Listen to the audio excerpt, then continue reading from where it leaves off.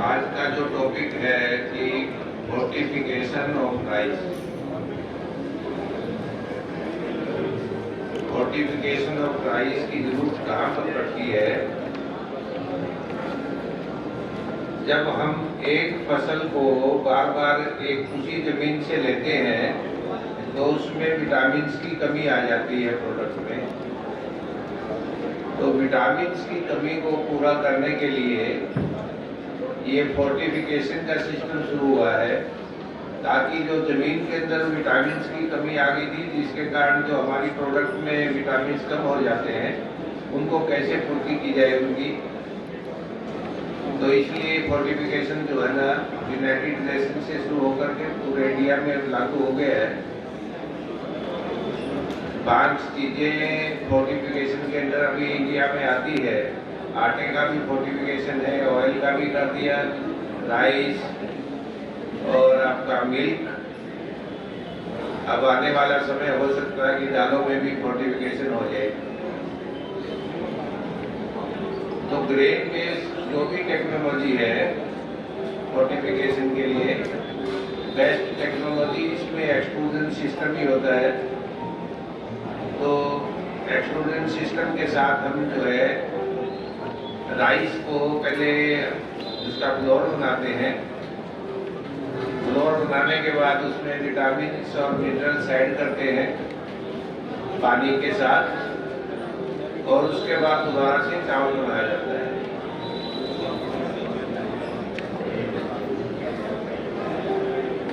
तो ये टॉपिक तो सब लोग बड़ी अच्छी तरह से जानते हैं, क्योंकि आज 3 साल हो गए इस फोर्टिफिकेशन को शुरू हुए।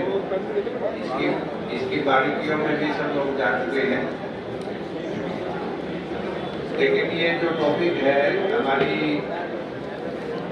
जो करनाल की जो भूमि है, कुरुक्षेत्र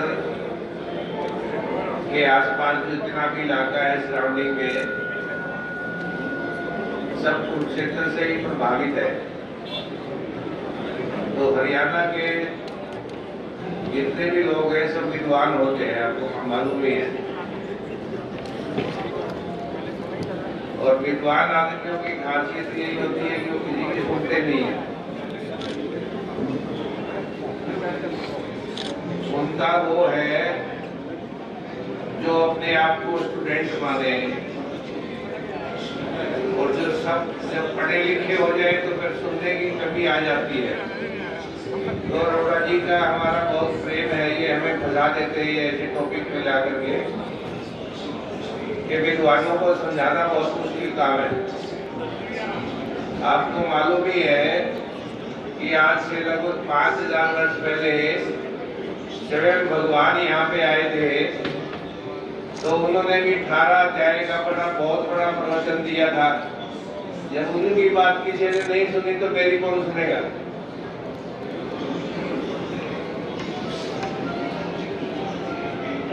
18 अध्याय में 700 श्लोकों में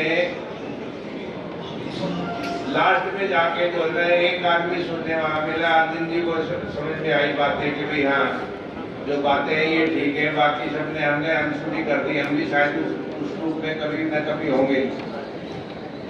तो प्लीज मेरा रिक्वेस्ट है कि कोई भी बात को लाइटली ना लें, किसी भी मैटर पे ऊपर पूरा ध्यान दे करके चीज बनाए। कि फोर्टिफिकेशन का मैटर ऐसा है, ये समझ लीजिए कि आप मेडिसिन की एक इंडस्ट्री लगा रहे हैं। इसको राइस मिल समझ करके इस काम को ना करें, इसको ये समझ के करें कि आप फार्मा की कोई फैक्ट्री लगाते हैं और उसके वही नॉर्म्स अगर आप अडॉप्ट करेंगे तो ये बहुत लंबे समय तक ये बिजनेस चलने वाला है। और बेसिकली जिसने भी ये मेथड अडॉप्ट कर लिए तो ये समझिए कि ये फूड इंडस्ट्री के अंदर उसकी एंट्री होगी। तो इसको एज ए इंडस्ट्री लीजिए। ये इतनी है कि भाई हमने इसको 1 साल के लिए प्रोग्राम बना दिया, आगे चलेगा कि नहीं चलेगा। अभी तक तो सब लोग डरे हुए हैं, यही नहीं पता कि अगले साल ये गवर्नमेंट की स्कीम लागू रहेगी नहीं रहेगी। अनसर्टेनिटी बहुत है। तो जब अनसर्टेन होता है तो आदमी प्रॉपर तरीके से इन्वेस्ट भी नहीं करता, ना बिल्डिंग ठीक तरह से बनाता है, जो भी सेट मिलता है कहता है इसी के अंदर फिट कर दो, जो नीचे के फ्लोर हैं वो एज पर फूड एक्ट के अनुसार नहीं होते हैं। तो इस मैटर को बहुत, जो भी आदमी प्रॉपर वे से इसको डील करेगा ना, इससे बढ़िया बिजनेस कोई नहीं है। और सबसे बड़ी चीज तो इस बिजनेस का ये है कि जो आज के दिन की जो एक्सट्रूडर की जो टेक्नोलॉजी है, इस एक्सट्रूडर से आप जो मर्जी प्रोडक्ट बनाइए आप, क्योंकि आने वाला जो समय है वो एक्सट्रूजन सिस्टम का है। फ्राइंग सिस्टम जो है day by day oil content body को नहीं चाहिए तो वो कम होता जाता है, और जो टेस्ट है इसका एक्सट्रूजन सिस्टम का बहुत ही अच्छा डेवलप होता है। तो इसके अंदर आप कोई चंक बनाइए, चाहे आप इसमें से इसी एक्सट्रूडर से आप दालें भी बना सकते हैं, सेवियां भी बना सकते हैं, फ्राई भी बना सकते हैं। तो ये एक फूड इंडस्ट्री के लिए एंट्री पॉइंट है बेसिकली। और जो बल्क की क्वांटिटी के जो आपने हम लोगों को आदत पड़ी है भी राइस मिल लगाना है, फ्लोर मिल लगाना, अब जो जमाना है वो क्वालिटी बेस्ड रहेगा। क्वांटिटी कम भी बनाएंगे तब भी वो प्रॉफिट देगी बिजनेस। वो ये नहीं है कि हमने 1000 टन ही बनाना, डेली 5000 टन का बिजनेस करना है। तो एंट्री पॉइंट के लिए सबसे, मैं कहता हूँ सबसे बढ़िया बिजनेस है ये। और आने वाले जो समय रहेगा केवल क्वालिटी बिकेगी। आप ये मत सोचिए कि भाई इस बार तो जो भी जैसा भी माल बन गया वो आपने सब बिक गया, आगे नहीं बिकेगा। ऐसे आपकी क्वालिटी ही बिकेगी। और क्वालिटी में आपको बता देता हूँ कि जो भी स्मॉल कैपेसिटी के प्लांट है उनसे क्वालिटी इतनी अच्छी नहीं बन सकती। जितनी बड़ी कैपेसिटी के एक्सट्रूडर में जाएंगे आपकी क्वालिटी भी बढ़िया बनेगी, मैन पावर भी कम लगेगी, पावर भी कम लगेगी, और आपकी कॉस्ट ऑफ प्रोडक्शन बहुत रीजनेबल रहेगी। तो इसलिए छोटी कैपेसिटी के बारे में सोचेंगे तो आप हो सकता है कि आउट ऑफ मार्केट हो जाए आप ड्यू टू प्रोडक्शन कॉस्ट। और तीसरी चीज ये है कि कोई भी आप आज की डेट में इन्वेस्टमेंट करते हो, आपका टोटल इन्वेस्टमेंट एट रिस्क है। अगर आप BIS स्टैंडर्ड की मशीनें नहीं लेते हो तो आपकी इंडस्ट्री किसी भी मोमेंट पे बैन हो सकती है। गवर्नमेंट जो है ना बहुत स्ट्रिक्ट होने जा रही है इस मैटर के ऊपर। तो BIS स्टैंडर्ड मेंटेन कीजिए, ISO सर्टिफिकेशन लीजिए। तो ये सारे सर्टिफिकेशन तभी मिलेंगे जब आपकी मशीनें अप टू मार्क होगी। अभी तो हर आदमी चाइना भाग रहा है, उसको ये नहीं पता रॉ मटेरियल में कौन सा लगा है। आज डीलर कोई है, हर आदमी ऑथोराइज डीलर बना हुआ है हर मशीन का। ये मैं आपको क्लियर बोलता हूँ, 6 महीने के बाद इन डीलरों का भी पता नहीं चलेगा कि कौन बेच के गया था।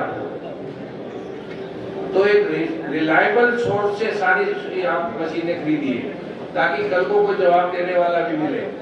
इसमें बहुत लोगों है जो गवर्नमेंट के स्टैंडर्ड है IS सर्टिफिकेशन, उसमें एक मेटलर्जी का मेंशन है कि कौन सा पार्ट की कौन सी मेटलर्जी से बनना चाहिए। तो वो जब आपके स्टैंडर्ड मिलेंगे तभी आप उसके लिए सर्टिफाई होंगे। आप पीछे मैंने एक सर्कुलर दिया था FRK का, वो मेंबर बना करके एक बहुत अच्छी कंपनी को उन्होंने ब्लैक लिस्टेड कर दिया। ब्लैक लिस्टेड किसके ऊपर कर दिया कि उसका मॉइस्चर जो है ना राइस के अंदर, फोर्टिफाइड राइस के अंदर अधिक था। तो हम तो ये मान लेते चलो मॉइस्चर की कोई बात, मॉइस्चर ही सब बीमारियों की जड़ है। जो भी माइक्रो ऑर्गेनिज्म स्टार्ट होता है वो हाई मॉइस्चर कंटेंट के कारण ही शुरू होता है। तो ये मत मान लिए कि जो ड्रायर है तो ये तो किसी से भी ले लेंगे, एक्सट्रूडर किसी से भी ले लेंगे, मिक्सचर किसी से भी ले लेंगे। तो सारे जो स्टैंडर्ड हैं जो अब पूरे के पूरे स्पेसिफाइड कर दिए हैं मिनिस्ट्री ने, तो उनके ऊपर ध्यान देते हुए अपना इन्वेस्टमेंट कीजिए, नहीं तो ये इन्वेस्टमेंट जीरो होते हुए देर नहीं लगेगा। हमारा काम आपको समझाना है, समझना आपका काम है। तो अगर किसी को किसी भी तरह का भी कोई डाउट है मशीनरी के बारे में, प्रोसेस के बारे में, हमने एक ग्रुप बनाया हुआ है, आप उसके ऊपर कोई भी क्वेरी डाल सकते हो, तो आपको प्रॉपर रिप्लाई इन रिटर्न आपको जरूर मिलेगा। तो इसलिए हमारा आप लोगों से यही रिक्वेस्ट है कि जो भी काम करो बिल्कुल सैद्धांतिक रूप से कीजिए, एथिकली कीजिए, और इसको शॉर्ट टर्म का बिजनेस में मानते हुए लॉन्ग टर्म का बिजनेस कंसीडर करते हुए आप इस काम को कीजिए, तो इसमें जरूर आपको लाभ मिलेगा। और शॉर्ट टर्म का तो ऐसा ही काम होता है।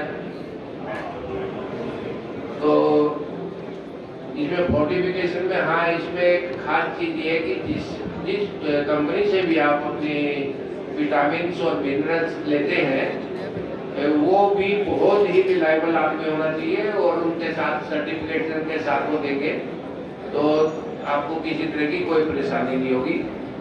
क्योंकि अभी तक तो क्या थी, डिमांड सप्लाई का सिस्टम था, डिमांड ज़्यादा थी, सप्लाई कम थी, तो गवर्नमेंट भी स्ट्रिक्ट नहीं थी। तो अगले सीजन में डिमांड भी ज़्यादा मिलेगी और सप्लायर भी मिलेंगे, तो उस टाइम क्वालिटी ही आपकी बिकेगी। तो इसको ध्यान में रखते हुए कार्य कीजिए। धन्यवाद।